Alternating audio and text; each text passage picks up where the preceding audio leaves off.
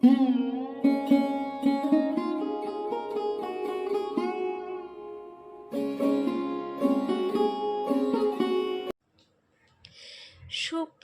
আমার প্রিয় বন্ধুরা, যে যেখানেই আছো আশা করি তোমরা খুব খুব ভালো আছো। আর তোমাদের ভালোবাসা এবং আশীর্বাদে আমিও ভালো আছি। আর আমার চ্যানেল থেকে সবাইকেই স্বাগত। তো এই যে আজকে সকাল সকালে উঠে পড়েছি, উঠে কিন্তু রেগুলার যে কাজগুলো থাকে, তোমাদের সবারই যে কাজগুলো থাকে সেগুলো আমারও থাকে। তো আজকের ব্লগটা আমি এখন বাজে 7টা। তো আজকের ব্লগটা তোমাদের সঙ্গে করেই সকাল 7টা থেকেই শুরু করলাম। তো আশা করি তোমাদের খুব খুব খুব ভালো লাগবে। তোমরা সকলেই আমার সঙ্গে থাকো। তো এই যে আজকে, আর যেহেতু তোমরা আগের দিন আমার একটা ভিডিও গেছে, আর এখন তো তোমরা সবাই জেনে গেছো যারা আমার রেগুলার ভিডিও দেখো, যে আমি 1 সপ্তাহ পরে গত পরশুদিন আমি ভিডিও দিয়েছি। তো আজকে থেকেই, গত পরশুদিন থেকেই, আজকে থেকে নয়, তো একদিন বাদে একদিন আমার ভিডিও আসবে এখন থেকে, কারণ রেগুলার মেনটেন করা যাচ্ছে না। আর একটা জিনিস, সেটা হচ্ছে 1 সপ্তাহ পরে যে ভিডিওটা দিয়েছি সেই ভিডিওটাই তোমরা জানতে পেরেছো যে আমি সত্যি অনেক বড় অনেক সমস্যার মধ্যে রয়েছি। জানি না এই সমস্যা কবে আমি মুক্তি পাবো।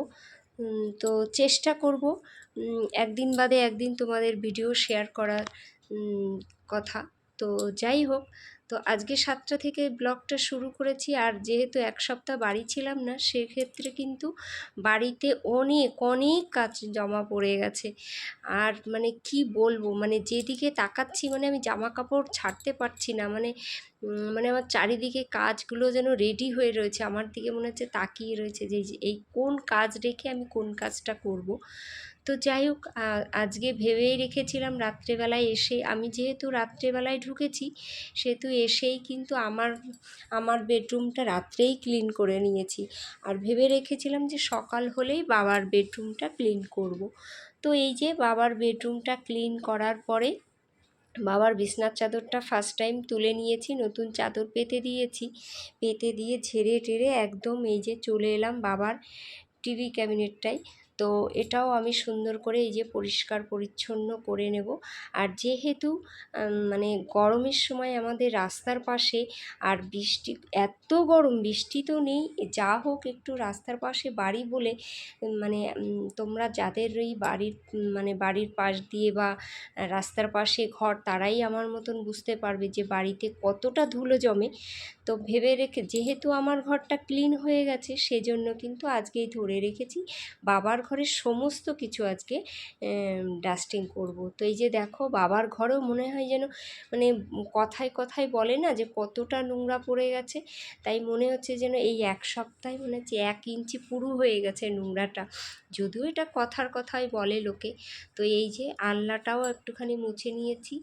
আর ড্রেসিং টেবিলটা তো তোমাদের সঙ্গে ছোট্ট করে একটু শেয়ার করে নিয়েছি, যে ড্রেসিং টেবিলটাও কিন্তু আমি সুন্দর করে মুছে নিয়েছি, পরিষ্কার করে নিয়েছি। আর পরিষ্কার করার পরে কিন্তু ভীষণই ভালো লাগে। আর বাবাও অস্বস্তি ফিল করছিল। অ্যাকচুয়ালি কি, বাবা বিছনার চাদরটা চেঞ্জ করতে খুব কষ্ট হয় বাবার। তো সেজন্য বাবা এই গরমের দিনে 1 সপ্তাহ পুরো, গত বুধবার থেকে এই বুধবার পর্যন্ত একটা সপ্তাহ বাবা একটা বিছনার চাদরে, কোনো দিন আমি দেখিনি আমার বিয়ের বয়স থেকে যে এতদিন পাতা রয়েছে, কি শীত কি গরম। তো এই যে এই ফার্স্ট টাইম দেখলাম এতদিন ধরে চাদর। তা আমি বাবাকে বললাম যে বাবা তুমি কেন এটা করলে, এর উপর দিয়েই তো একটা চাদর পেতে নিতে পারতে। সে যাই হোক, তো বাবার ঘর ক্লিন হয়ে গেল। এবার আমি চলে এলাম বেসিনটাও সত্যি নোংরা হয়ে সাদা হয়ে রয়েছে। কারণ সত্যি কথা বলতে আমার বর তো সময় পায় না, আর শ্বশুরমশাই বা কী বলবো, বয়স্ক মানুষ। তো যাই হোক, এই যে বাড়িটা সত্যি কথা, মেয়েরা না থাকলে যেটা হয়, বাড়ির বউ বলো, মেয়ে বলো, যাই বলো, শাশুড়ি বলো, মেয়েদের কাজ কিন্তু পুরোটাই আলাদা থাকে সংসারের গোছানো। তো এই যে দেখো, আমি কালকে রাত্রের থেকে যতটা পারি সম্ভব করে নিয়েছি। আজকে আমার 2-3 দিন সময় লাগবে। আর ওয়াশিং মেশিনেও অনেকগুলো জামা কাপড় দিয়ে রেখেছি, তোমাদের সঙ্গে সেটাও শেয়ার করেছি। আর এই যে এখন রান্না হবে কালকে, সেই জন্য আজকে কিছু সবজি নিয়ে রাখা হলো। আর এদিকে কিন্তু আমি তোমার আম রেখেছি, বাবাকে বলেছিলাম বাবা গরমে শুধু আমের টক খাওয়া হবে, নাহলে টক ডাল আম দিয়ে, ব্যাস এইটুকুই। মাছ মাংস কিচ্ছু আর ভালো লাগছে না। আর যেহেতু বাপের বাড়ি ছিলাম অনেক দিন পরে, প্রায় ছোটোখাটো 1 বছর পরে আমি বাপের বাড়ি গেছি, সুতরাং ওখানেও একটু খাওয়া দাওয়া হয়েছে, সুতরাং গরমে আর কোনো কিছুই ভালো লাগছে না খেতে। তো এই যে কালকের জন্য আমি পুঁই শাকটা একটু ফ্রিজে রেখে দেবো। আর একটা আম ভেবেছি যে সীমাদির তো রান্না হয়ে গেছে অনেক আগেই, তো আমি ভেবেছি যে আমি একটুখানি আমের টক করে নেব। তো চলো আমগুলো একটুখানি কেটে নেব। আর এই যে দেখো আমগুলো কত সুন্দর, এগুলো মনে হয় কাঁচা কাঁচা আম তো বটেই টক খাওয়ার জন্য, কিন্তু এই আমগুলো বোধহয় হিমসাগর আম, সম্ভবত আমার যেটা মনে হচ্ছে এটা হিমসাগরী আম। তো যাই হোক, আর 1 সপ্তাহ যেহেতু বাড়িতে ছিলাম না, সেহেতু কিন্তু এই যে টেবিলের কাভারটার উপরেও কিন্তু অনেকটা নোংরা পড়ে গেছিলো। তো ম্যাটগুলো তো আমি ধুয়ে দেবই, সেগুলো তুলে ফেলেছি। আর এই যে ট্যাপটাও একটুখানি মুছে নেব, ট্যাপটাও সেইভাবেই পড়ে রয়েছে এর মধ্যে, আর বাবা চালায়ওনি, বরমশাইও চালায়নি, কিছুই দেখেনি। তো সেটাকেও একটুখানি পরিষ্কার পরিচ্ছন্ন নেব। আর কি বলো তো, আমার মতন সবাই যে পরিষ্কার পরিচ্ছন্ন থাকলে না খুবই ভালো লাগে, তাই না বলো? সব কিছু যেন পজিটিভ মনে হয়, নিজেকে পজিটিভ রাখার চেষ্টা করি যতটা পারি, আর নিজে যতটা পজিটিভ থাকবো আরও 5জনকে পজিটিভ রাখতে পারবো, সেটাই আমার মনে হয়। তো চলো, এই যে অনেক কথায় কথায় কিন্তু অনেকগুলো কাজও আমার হয়ে গেছে, তোমরা দেখতেই পাচ্ছ। আর এই যে ম্যাটগুলো একটু ধুয়ে জল ঝরতে দিয়েছিলাম, এখন সেটাও একটুখানি মুছে পাখা চালিয়ে দিয়েছি, যদিও এটা একটুখানি এপিট ওপিট করে শুকিয়ে নেব।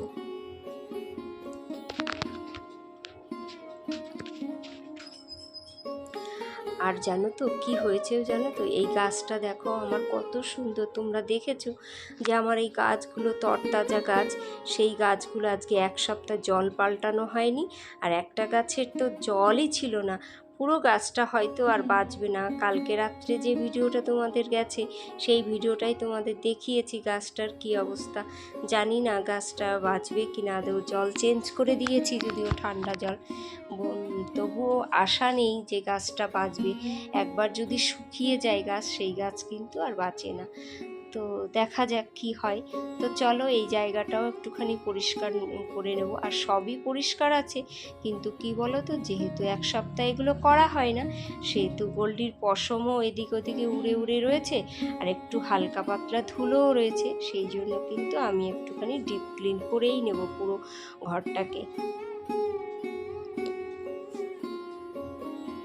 তো এই যে গাছগুলো কিন্তু আমি কালকে রাত্রে জল দিয়েছি, আবার কিন্তু সকালেও আমি জলটা চেঞ্জ করে নিলাম।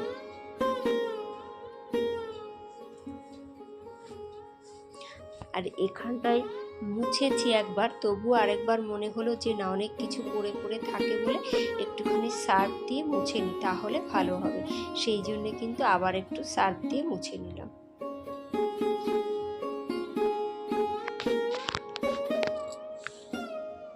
আর কি বলো তো, মুছে মুছে জিনিসগুলো ধুয়ে ধুয়ে যদি রাখা হয় না, দেখতে যতটাই ভালো লাগে, তার থেকেও কিন্তু নিজের মনটাও ভালো লাগে। আর বাড়িতে লোকজন আসলেও তাদেরও ভালো লাগে যে না, বাড়িটা সত্যি পরিষ্কার পরিচ্ছন্ন। তা প্রাণপণে চেষ্টা করি যতটাই মানে পারি।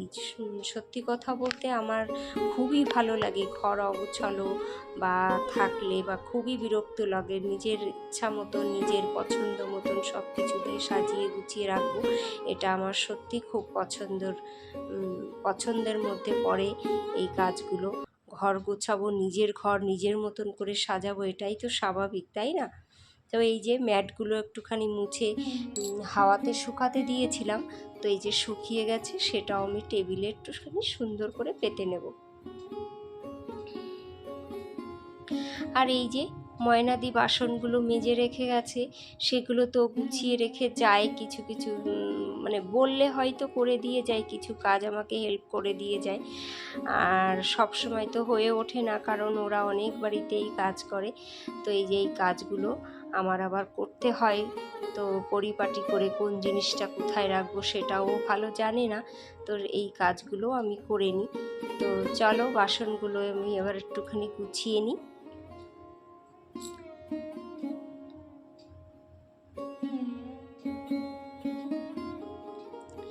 আর এই যে যেহেতু রান্না হয়ে গেছে সেহেতু কিন্তু এই যে আমি আবার একটুখানি আমটা কেটে করব, কারণ তোমাদের অনেক আগেই আমি কিন্তু বলেছি একটা আমের টক করব, কারণ এই গরমের সময় আমের টক খেতে কিন্তু ভীষণই ভালো লাগে। এই যে সর্ষে ফোড়ন দিয়েছি, সামান্য একটুখানি তেলের উপরে আমটা ছেড়ে দেবো।